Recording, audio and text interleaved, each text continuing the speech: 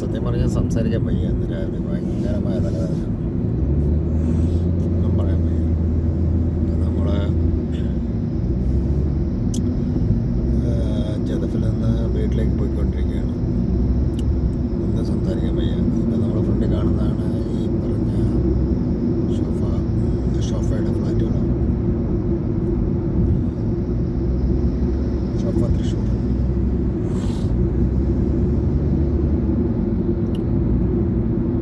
ഒരു ഏരിയ മൊത്തം ഒരു ലീസ് എടുത്തിരിക്കുകയാണ്. ലീസാണോ അത് പ്രോപ്പർട്ടി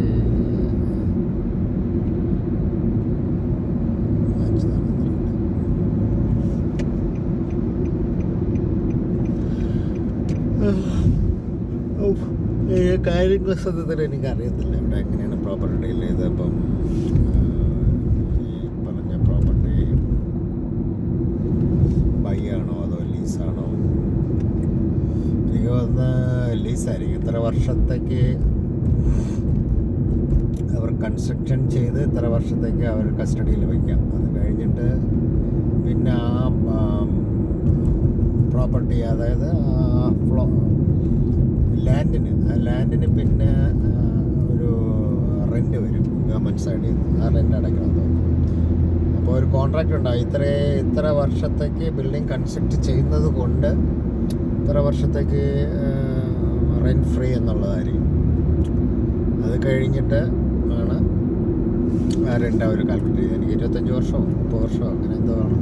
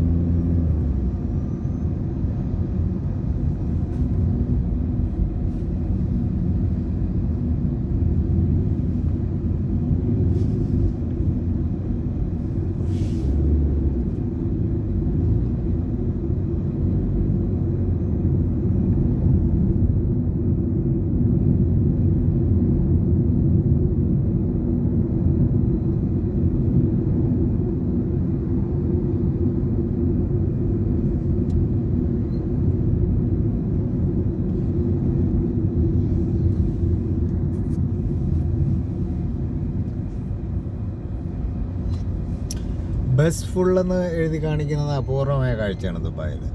ഇപ്പോൾ ഈ അടുത്ത കാലത്തായിട്ട് വിദേശികളുടെ എണ്ണം വല്ലാതെ വർദ്ധിച്ചിട്ടുണ്ട്.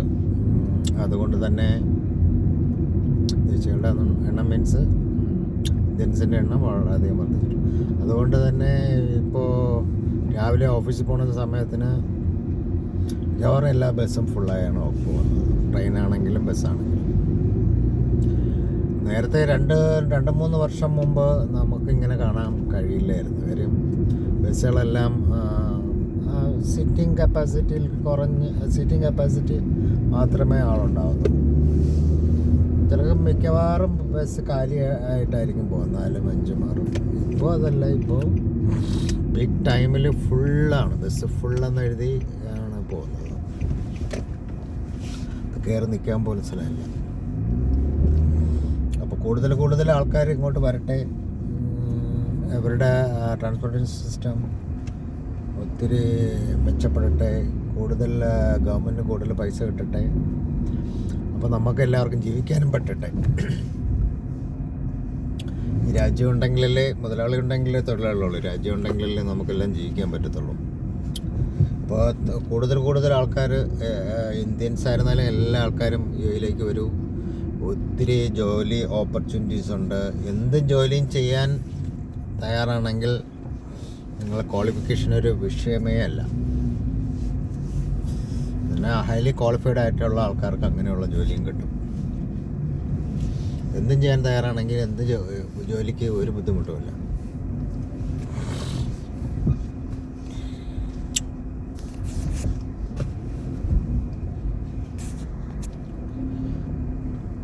അങ്ങനെ